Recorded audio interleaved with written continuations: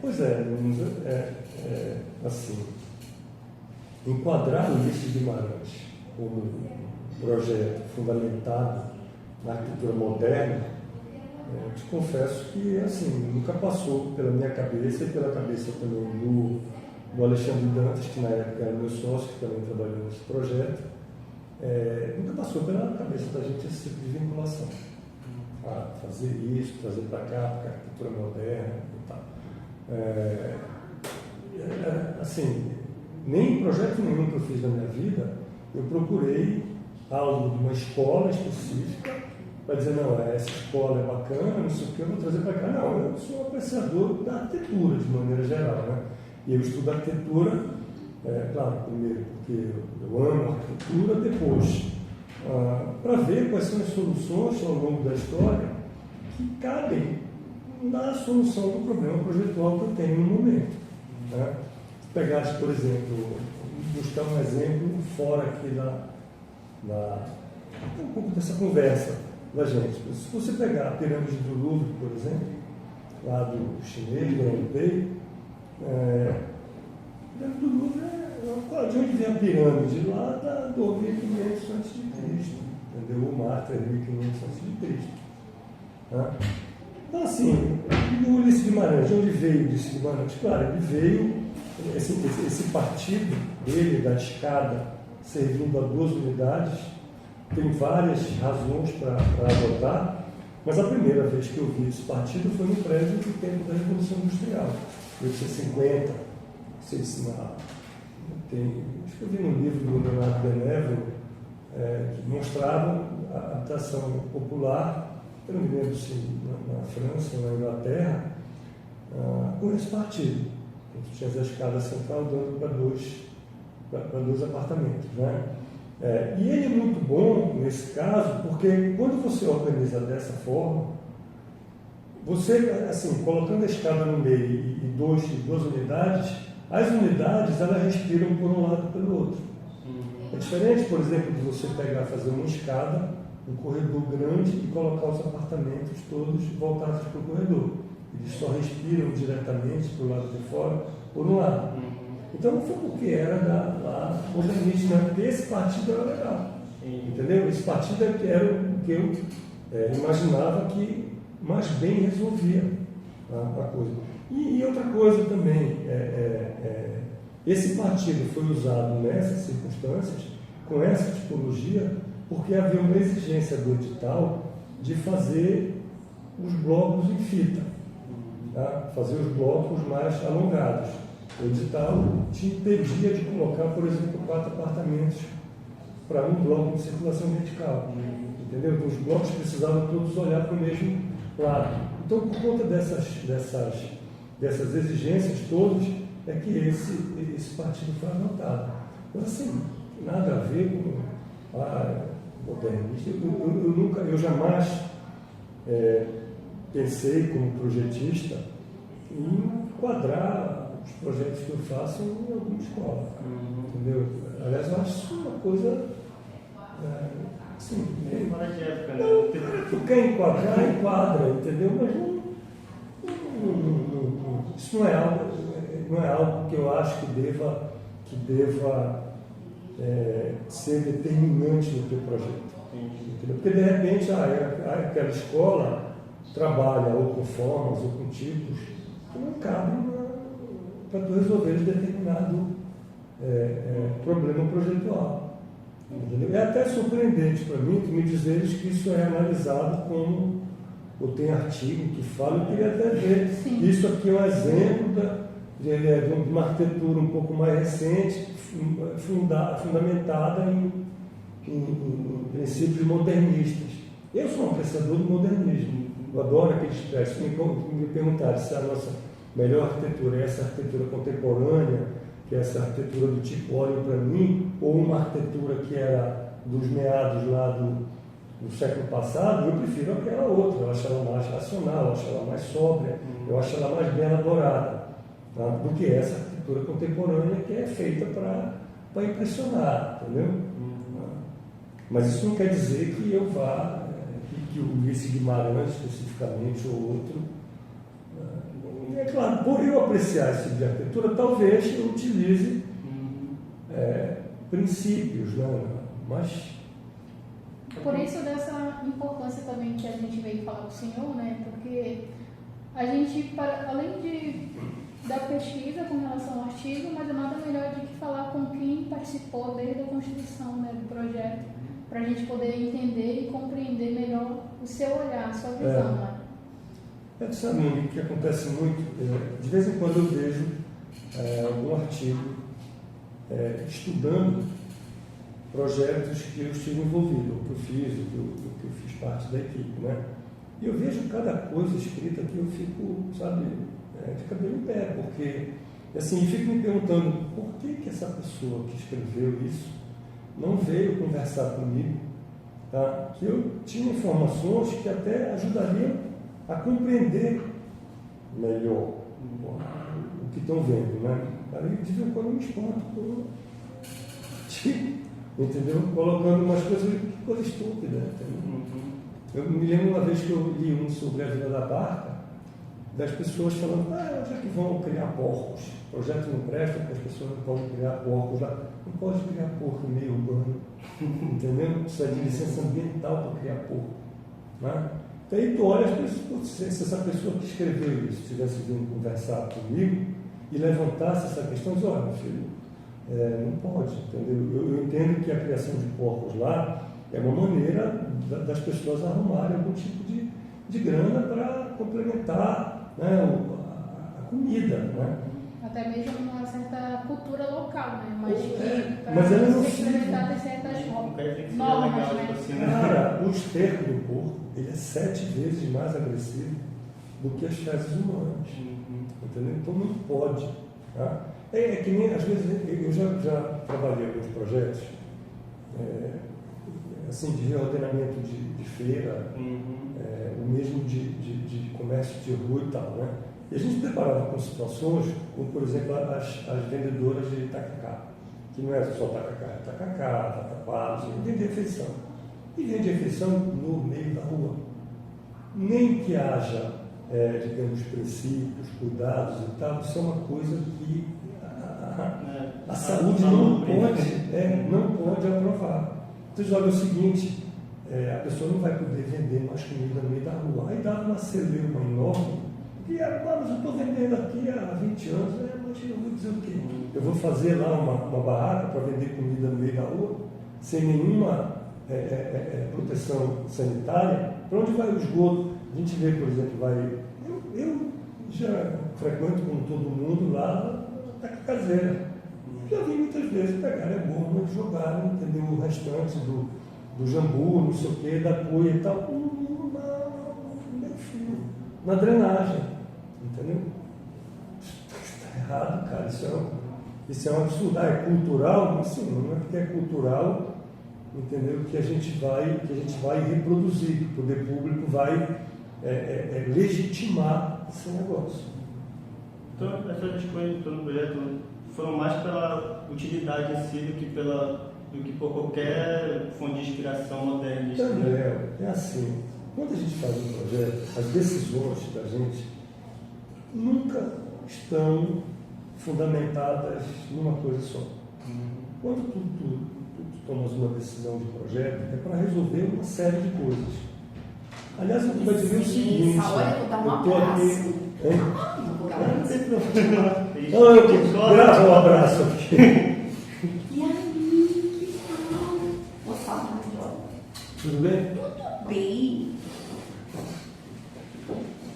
Ainda te diria mais, entendeu? As decisões projetais, os elementos da arquitetura, que estão na arquitetura, para resolver um problema só, eles são os de pior qualidade. Os mais importantes são aqueles que resolvem muitas questões. A arquitetura tem muitos compromissos a cumprir, né? Então, assim, perguntar qual é a razão disso aí, série de razões. E vão bem acreditá-lo. Inclusive, assim, pode dizer, até as tuas razões, tem as minhas razões, tem as coisas que eu considero que são corretas e tal. Esse projeto tem uma série de imposições, uma série de problemas, esse projeto. O primeiro deles os prédios todos virados para o mesmo lugar. Por que os prédios todos estão virados para o mesmo lugar? Tem uns que estão subvertendo o edital. Por quê? Porque havia uma preocupação na época do edital de evitar que você fizesse 4 apartamentos por andar e ficasse, digamos, algumas unidades por sol da tarde. Tá? Mas assim, no meio desse projeto, por um fato interessante, inusitado, eu comecei a pensar na relação entre a salubridade física e a salubridade social. Colocares todo mundo para pegar, digamos, a ventilação dominante, olhando para o mesmo lugar, e faz com que pessoas morem de frente para as costas dos outros. E isso, para o espaço que fica entre um prédio e outro, é ruim do ponto de vista da salubridade social, dos encontros, da vivacidade do lugar. Mas isso só me toquei durante o desenvolvimento desse projeto. Que também talvez eu não mexesse nele porque tinha um edital com regras rígidas, era um concurso. E foi um projeto contratado direto em concurso, que tinha outros concorrentes. Então, acabou que ficou tudo, passas por lá, tu vê um negócio estranho, os prédios estão de costa para a rua principal. Tu vê aquelas janelas pequeninas, as janelas pequeninas são os banheiros, de serviço, as cozinhas, os blocos de circulação estão voltados para onde é a principal. O que é que a cidade tradicional diz, né? As pessoas morarem de frente para frente das outras, de frente para a rua. Essa história é engraçada porque tu disse que tem uma história inusitada aí, é que a Giza tem uma amiga, Luciane, arquiteta também, e a avó da Luciane incumbiu a Luciane de comprar um apartamento para ela. Olha, minha filha, tem um prédio ali, não sabe em tal lugar, não sei o quê. E aí a Luciane vai e compra um apartamento para a avó e leva a avó para ver o apartamento. Parece que era Perpétua o nome da avó da Luciane. Eu conhecia, não, até porque ela já morava na cidade velha. Quando ela chegou lá, que ela disse, mas meu apartamento é de fundo? Não, minha filha. Não, vovó, porque nos fundos os fundos estão voltados para o nascente. Eu disse, não, minha filha, quero morar de frente para a pista. Entendeu? Quero morar de frente para a cidade, eu quero participar da cidade. Né? E é importante que a gente participe da cidade para que a cidade nos entenda como partícipes dela. Uma forma de visualização, né? Claro, centralidade. Claro, entendeu? Claro. Imagina se todo mundo fica. Olha só, tem uns projetos que as pessoas fazem, digamos, umas ruas de serviço. E está todo mundo de costas para a rua de serviço. A rua é morta. Totalmente morta. Né? Então, assim, no meio desse negócio é que eu soube da história da Rua Perpétua. E aí, os blocos que estavam tudo no lugar, eu comecei achei uma brecha lá no edital, que o edital amarrava até a direção do bloco. Entendeu? Olha, o bloco tem que ficar até tantos graus em relação ao eixo leste-oeste, se não me engano. Só que ele não dizia que era para cima ou para baixo. Aí eu peguei alguns blocos e coloquei ao contrário para que eu tivesse, de alguma maneira, a condição de ter um espaço coletivo com os prédios olhando, digo, as frentes olhando para ele, né? Consegui uma ou outra coisa lá, mas... Seria esse espaço aqui, professor? É esse aqui, ó, por exemplo, está vendo esse prédiozinho aqui? Tá? Ele é inicialmente ao contrário, mas não. Mas esse cara aqui, ele olha para as costas desse. Entendeu? Esse aqui fica voltado para cá, que dá uma certa vivacidade aqui para essa área, para essa praça. Mas a compensação, esse prédio está de costa para Augusto Montenegro. Entendeu? É quase que uma recusa à cidade. Entendeu? Então, ó, é esse prédio aqui, né? Tá vendo? Essa praça daqui, que é esse prédio. Tá?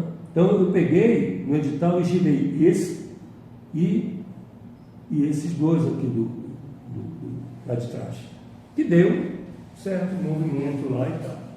No outro concurso que teve, no seguinte, que era do Jaçanã, eu já fiz frente com frente, fundo com fundo, já liguei o botão do dane-se, entendeu? Se quiserem me tirar. E eu só ganhei porque não apareceu ninguém. Porque se tivesse aparecido, Daniel, mas a concorrência entendeu? Mas foi dos conjuntos o mais bem avaliado, não esse, o Jaçanã, que é baixinho, tá? Mas que tem lá 20% das unidades de frente o sol da tarde. A compensação, ela olha para outra que olha para ela. E a praça no meio, ela a qualidade dela social, vamos dizer assim, ela é melhor do que essa daqui. E essa daqui Tem só o espaço exato. A vida transcender do intramuros para o extramuros, para o mesmo lugar, é que é a chave da vivacidade desse lugar, né? Entendeu? Então, assim, essas coisas não são por uma razão só, entendeu? São várias razões. Agora, assim, O senhor consegue achar algum elemento que o senhor realmente acha parecido com o modernismo, mesmo que não seja a sua inspiração, de fato, no modernismo? olha só, para mim, quando fala em arquitetura moderna, tá, eu penso, o que vem mais forte na minha cabeça é a ideia que os modernistas tinham de que a arquitetura possuía propriedades pedagógicas. Ou seja, se eu fizer a planta livre do Corbusier, quem morar na planta livre será livre, o que é uma falácia. Entendeu? A arquitetura não ensina ninguém a morar. Né?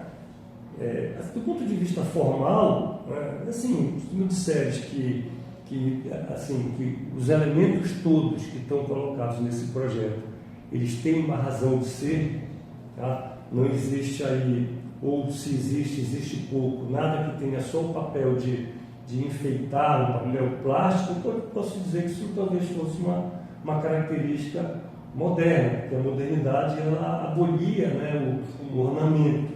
Né? Em tese era a forma segue a função, né? Mas, cara, assim, eu tenho uma certa dificuldade, entendeu? Desses enquadramentos, tá entendendo? Me incomoda muito a discussão da arquitetura fora dela, entendeu? Eu acho que a qualidade da arquitetura tem que residir nela, e não no discurso. Porque, de repente, a gente pega e enquadra isso numa filosofia que seja fofa, aí a gente não, o prédio dane-se o prédio, mas se ele está nessa filosofia fofa, ele é fofo também, entendeu? E acho que as coisas não devem ser Você acaba aprendendo ele uma ideia que não é nem dele próprio. Nem próprio, entendeu? Assim, tu começa a discutir uma coisa que não está na arquitetura. Não, aí você olha, esse prédio é um horror, não, mas ele é inspirado, entendeu? No coração da mamãe, que era a melhor coisa do mundo, porra, entendeu? Se discutir a arquitetura do prédio em si, entendeu? Se ele vai depois ser enquadrado de uma maneira ou da outra, numa corrente ou outra, acho que isso é irrelevante, cara, se tu quer saber. Claro, na minha opinião, né? Então, eu acho que, no geral, o que norteou o senhor foi as necessidades que o senhor tinha que cumprir, né? Precisava colocar lá, entendeu? Um determinado número de pessoas, precisava obedecer o edital, precisava considerar, entendeu? Essa questão que o edital está muito preocupado com o conforto ambiental físico, tá? E os prédios foram compostos dessa maneira. Então, no caso, como o senhor ressaltou ainda há pouco, o que de fato naquele momento era mais utilizado era essa solução para resolver. Eu achei, meu amigo, que isso aí era o que mais bem cabia para resolver o problema, entendeu? Houve outros projetos desses. Claro, assim, se pegares os outros projetos, acho que a maioria deles era em fita, porque o edital falava em fita, mas talvez a solução não era exatamente essa. Entendeu? Assim, tem um monte de coisa aí para a gente extrair desse conjunto, olhar para essas plantas, ver como os ambientes foram agrupados, a questão da privacidade dos quartos, vez que não tem nenhum quarto abrindo direto na sala, entendeu? Mas assim, como as áreas são muito exíguas, a gente teve uma certa dificuldade de acomodar algumas instalações coletivas, como hidrante de incêndio, um monte de coisa, entendeu? Mas, enfim, para mim a importância desse conjunto é brutal, porque foi esse conjunto que me abriu as portas para o mercado público de projeto. Esse foi o primeiro não, foi o segundo que eu tinha feito um projeto para a Estação de Pesquisa Ferreira Pena de Cachoeira em 1990, antes, 6, 7 anos antes. Mas era um concurso, era um outro contexto. Né? Ah, por isso que esse livro tem valor pro senhor, né? Porque esse livro... Não, cara, é porque é o seguinte, na verdade, por que olha só, orientador, Antônio José Lamarão Coelho, meu amigo. Ah, Entendeu? Se fosse meu inimigo, acho que eu iria. Podia ser balde. Ele não ia nem achar que isso, porque as pessoas aqui, entendeu? Elas batem nas outras com os instrumentos que têm. Por exemplo, se eu não gostar de ti, vai resolver bater em ti, eu não vou te xingar, vou pegar o projeto que tu fizeste, esse não vai, tem muito isso aqui no nosso mercado, no nosso mercado da arquitetura, né? O Lamarão é meu amigo, a moça é uma boa aluna, entendeu? E eu acho que isso aqui, esse projeto, na verdade, tem um mérito grande da Coab em mudar a fisionomia dos conjuntos habitacionais da época. Tá? Porque o que acontecia? A Coab fazia casazinha, Cidade Nova, Nova Marambaia, tá? Só que com, digamos, a ocupação da cidade, os terrenos enormes para fazer uma cidade nova não existiam mais. Então se teve que praticar um outro tipo de arquitetura um pouco mais densa. Tá? E a Coab, na época, entendeu isso. Não, vou lançar concursos, tá? Para os arquitetos locais fazerem propostas de coisas diferentes da casinha lá da Cidade Nova. Entendeu? Então, esse conjunto é importante porque ele foi um dos... Mas não só esse. Teve um outro também, o Fernando Guilhom, que é ali do lado onde hoje é o Cesupa, também foi da mesma época. Depois vieram outros também, o Araçari, se não me engano também, que é na Cidade Nova, o Jaçanã, que foram conjuntos que mudaram um pouco essa fisionomia. E depois a Coab fez outros, acho que o Mogono lá na Augusto Montenegro, tá? Que são tipologias diferentes. Né? Tem problemas um monte aqui, entendeu? Como toda arquitetura. E como no início o senhor falou, né, que era muito constrangedor ver um artigo que foi publicado sem você ser consultado. Mas como é que você se sente agora da gente vir conversar com o senhor, tentar extrair essas informações de quem criou, de quem foi o projetista? Deixa eu te dizer uma coisa, tá? É assim, eu tento conter a minha vaidade, entendeu? Tá? É assim, como é que eu tento conter? Eu escondo, entendeu? Tá? Eu escondo, não sei o que e tal. É óbvio que para a vaidade da gente é legal, a pessoa veio discutindo, mas assim, eu acho que o que é mais importante é isso, ajudar as próximas experiências, entendeu? Isso não adianta esse negócio ser importante para mim, me fazer feliz só para me olhar no espelho, entendeu? Tá? O importante é que isso aqui, é o seguinte, a gente vai fazer um trabalho sobre esse negócio aqui para quê? Para identificar o que prestou e reproduzir, e para identificar o que não prestou e evitar. Eu acho que só tem valor, assim, para todos se for dessa maneira. Porque o restante, entendeu? É só para mim. É só para dizer, olha, o meu conjunto e tal. Na verdade, assim, quando eu olho para esse conjunto, eu acho que ele tem um monte de problema, eu acho que ele não é, se eu perguntar, assim, dos teus projetos e tal, qual é a importância do Ulisses? Eu acho que o Ulisses tem vários problemas, a importância dele é que ele me abriu o mercado de trabalho. É menos importante, assim, para mim, qual é a importância dele? Claro, fiquei vaidoso de ganhar na época, concurso, não sei o quê, tá. Mas assim, ele me arremessou para dentro do mercado, que eu passei a vida toda trabalhando com o mercado público de projeto. Entendeu? Como a arquitetura em si, acho que tem pouquíssimo valor. Né? Tem esse valor de ter mudado, da qual ter mudado a tipologia, não sei o que e tal. Mas assim, eu acho que a gente precisa compreender o que tem de bom e o que tem de ruim para as próximas experiências. Porque o que acontece muito também é o seguinte, vamos supor, o Monique fez o Ulisses Guimarães. Eu não gosto da Monique. Tá? Aí eu vou escrever um artigo para bater no Monique, pegando o Ulisses Guimarães e desancando, entendeu? Dizendo que isso não presta, não sei o quê.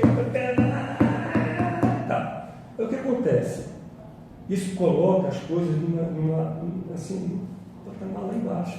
Ou seja, tudo que a gente conseguiu progredir por conta da minha picuinha com a Monique, eu jogo fora, entendeu? Ou seja, numa próxima experiência, a gente vai errar de novo as coisas que estão erradas aqui. Está entendendo? E assim, alguns artigos eu vejo que assim, as pessoas desconhecem o que tem de problema realmente no projeto. Tu lê o artigo e diz, ué, a pessoa não falou nada do que realmente é problemático aqui. Entendeu? Então, eu acho assim, a gente precisa não caminhar por onde o caminho não deu certo. Entendeu?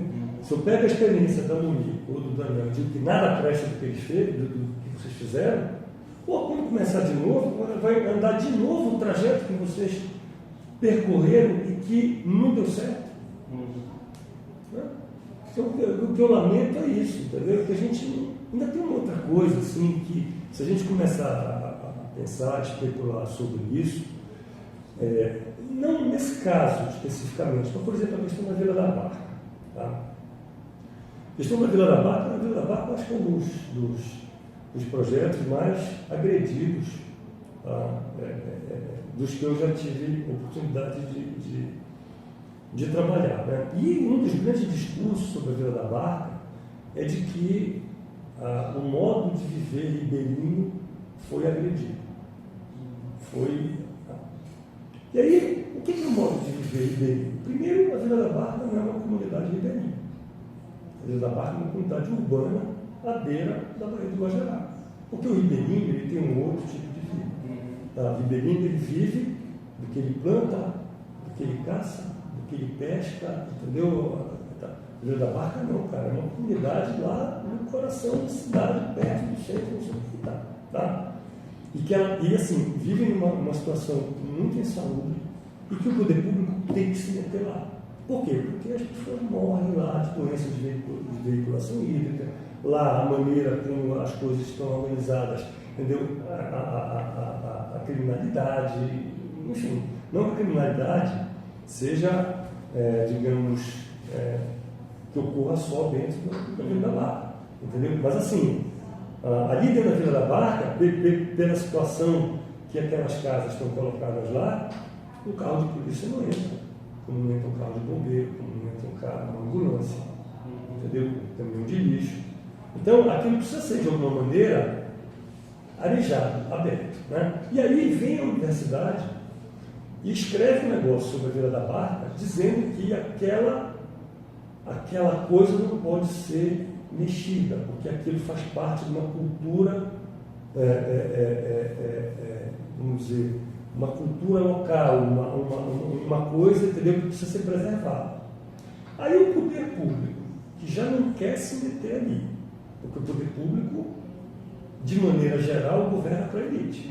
Aí o que ele faz? Olha, a própria universidade disse que eu não posso conspurcar essa situação. E aí condena aquelas pessoas a seguir morrendo de doença de veiculação hídrica, entendeu? Com as suas crianças caindo dentro da água, com a infraestrutura sem chegar lá, entendeu? Então, assim, a gente precisa ter como é que eu vou te dizer, um comportamento um pouco mais adulto, entendeu? Um pouco mais consciente do que a gente caminha e do que a gente não caminha. Não é o caso aqui do Ulisses Guimarães, porque o Ulisses Guimarães, ele não é social, ele é popular, que é diferente. Tá? O popular é para quem tem pouco, o social é para quem não tem nada, entendeu? Que vive numa situação de risco. Aqui era para funcionário público, não sei o quê. A gente já está enveredando por uma outra.